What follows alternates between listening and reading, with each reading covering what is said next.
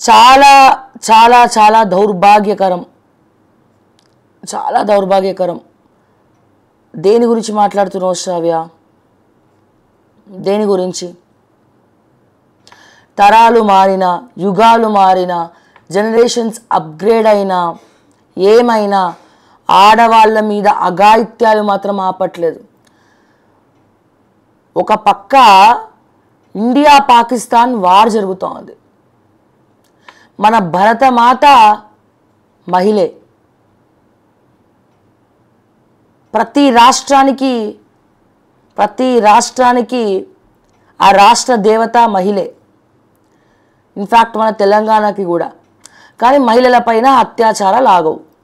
కొంతమంది మాట్లాడతారు సోషల్ మీడియాలో, అబ్బో ఆ డ్రెస్ వేసుకుంది, ఈ డ్రెస్ వేసుకుంది, ఆ డ్రెస్ వేసుకుంటానంటే డ్రెస్ మ్యానర్స్ లేకపోతేనంటే వెళ్ళి రేప్ చేసేస్తాడట వీడు.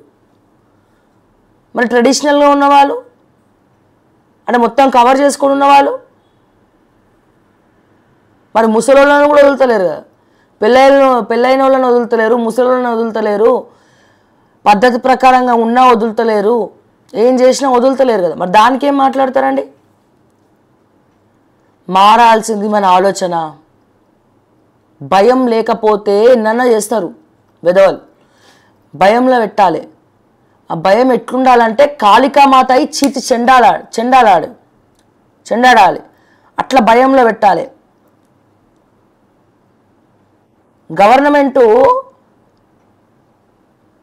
ఏం చేస్తుందంటే, ఇప్పుడు మొన్న ప్రియాంక గాంధీ యూత్ డిక్లరేషన్ సభ పెట్టి ప్రియాంక గాంధీ గారు మహిళలకు ఎలక్ట్రిక్ బైక్స్ అని చెప్తుంది. కానీ ఇప్పటివరకు ఇచ్చిరా అంటే ఇవ్వలే. మరి దానికి దీనికి ఏం సార్ సంబంధం అంటే అక్కడికే వస్తున్నా. మహిళలకు ఇవ్వాల్సింది ఎలక్ట్రిక్ బైక్స్ కాదు. ఇట్లాంటి దరిద్రులు ఉంటారు ప్రపంచంలో, దేశంలో, మన రాష్ట్రంలో. అమ్మాయి కనిపిస్తే చాలు చూపులతోటే నమిలి మింగేసినట్టు ఉంటారు దుర్మార్గులు. సో వాళ్ళని పేల్చి చంపేయడానికి ఒక పిస్టల్స్ చేతిలో పెట్టండి, అమ్మాయిల చేతుల్లో. తెలంగాణ గవర్నమెంట్ తరపున అమ్మాయిలకు పిస్టల్స్ వంచండి, లేకపోతే ఎయిర్ గన్స్ ఇవ్వండి. గది కదా మీరు చేయాలి. మామూలుగానే అత్యాచారాలు ఎక్కువైపోయినాయి. హోమ్ మినిస్టర్ లేడు, పోలీస్ స్టేషన్లలో ఎఫ్ఐఆర్లు కావు. సో ఇక్కడికి వచ్చిన తర్వాత, కాంగ్రెస్ ప్రభుత్వం వచ్చిన తర్వాత విచ్చలవిడితనం పెరిగిపోయింది, అఘాయిత్యాలు ఇంకా పెరిగిపోయినాయి. ఎందుకు ఇదంతా చెప్తున్నా అంటే, మెడికో పైన గ్యాంగ్ రేప్, పార్టీ ఉందని పిలిచి మద్యం దాగించి ఘాతుకానికి పాల్పడినటువంటి 2 యువకులు. బాచ్పల్లి పిఎస్ పరిధిలో ఘటన. నిందితులకు రిమాండ్ అంట. ఎక్కడ పోతుంది ప్రపంచం? ఎవరిని నమ్మాలి? అమ్మాయిలు ఎవరిని నమ్మాలి? స్నేహితులు అంటే వేరే ఎవరన్నా ఇబ్బంది పెట్టినప్పుడు రక్షకులు ఉండాలి. ఆ స్నేహితులే తూట్లు పొడవద్దు, తప్పు కదా. అందరు కలిసి సరదాగా పార్టీ చేసుకోవడానికి ఆ అమ్మాయిని పార్టీకి రమ్మని పిలిచి, ఇక పార్టీ అనగానే ప్రతి ఒక్క సన్నాసి గదే అనుకుంటాడు. ఇక పార్టీ అనగానే డ్రింక్ పార్టీ అంటే అందరు కలిసి ఒక దగ్గర గెట్ టుగెదర్ పెట్టుకున్న పార్టీ అని అంటారు. తాగేటోడు తాగుతాడు, నార్మల్గా తినేటోళ్ళు తింటారు. మళ్ళీ అక్కడ దానికో పెనార్థాలు. వీళ్ళంతా పార్టీకి అసలు ఎవరు పొమ్మన్నాడు? తల్లిదండ్రులు ఎందుకు పంపించారు అమ్మాయిని? గిట్ల మాట్లాడేటోళ్ళు ఏమనాలి అంటే, ఈ అమ్మాయి ముసుకేసుకొని కూర్చోవాలి, ఎక్కడ పోవద్దు, ఏం చేయొద్దు. ఆమె స్వేచ్ఛ ఉండదు, స్వేచ్ఛ కోల్పోవాలి. ఆమె ఏడవాలి, ఒకరి కింద కాలు కింద షొప్పులక్క బానిసలక్క బతకాలి, తలదించుకొని పోవాలా. ఇదా మనం కోరుకునేది? మాట్లాడేటోళ్ళు కూడా మస్తు మాట్లాడతారండి. అప్పుడప్పుడు నవ్వొస్తూ ఉంటాయి. కొన్ని కమెంట్స్ చూస్తూ ఉంటాం. కొంతమంది టీవీ డిబేట్స్లలో కూర్చొని మాట్లాడుతూ ఉంటారు. ఏం తక్కువ అమ్మాయిలకి? ఏం తక్కువ అంటే పోయి ఇక తాగమని తిరగమని అంటలేను నేను. బట్ వాళ్ళకు ఒక లైఫ్ ఉంటుంది. వాళ్ళు ఫ్రెండ్స్తో కలవాలనుకుంటారు, తిరగాలనుకుంటారు, సినిమాకి వెళ్ళాలనుకుంటారు, చిన్న చిన్న కోరికలు ఉంటాయి. ఓకే, తప్పు చేయని కోరికలు. మళ్ళీ గిది మాట్లాడితే మళ్ళీ వేరేలాగా తప్పాడు, పెనార్థాలు తీస్తారు. ఇక వాళ్ళు పోవద్దు, ఎక్కడ పంపించద్దు, పేరెంట్స్ 4 గోడల మధ్యలో బంధించాలి వాళ్ళని. ఎందుకండి ఇవన్నీ డైలాగులు?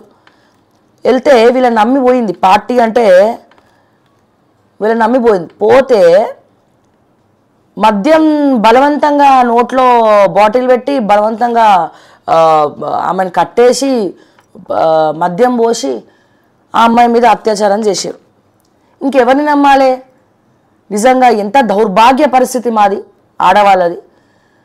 అన్నదమ్ముల్ని నమ్మడానికి లేదు, కాలేజ్ అవుతున్న స్కూల్లో అవుతున్న తోటి స్నేహితులను నమ్మడానికి లేదు, బయట వాళ్ళని నమ్మడానికి లేదు, పెద్ద మనుషులు నమ్మడానికి లేదు. ఎవరిని నమ్మాలరా నాయన? ఎవ్వరిని నమ్మద్దు.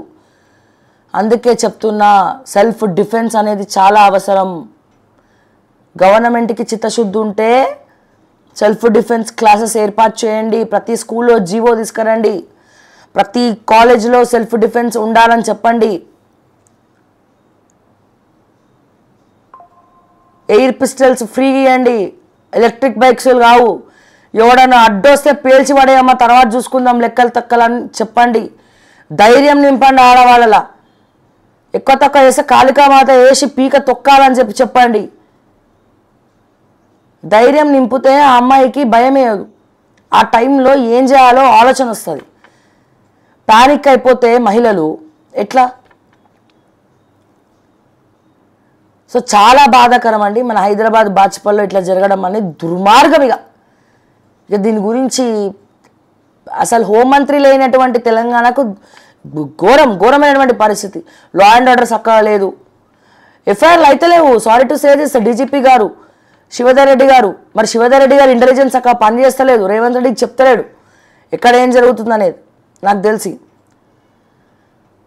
పోలీస్ స్టేషన్ల ఎస్ఐలు సిఐలు అమ్ముడు పోతుర్రు. సామాన్యులకు న్యాయం జరగట్లే.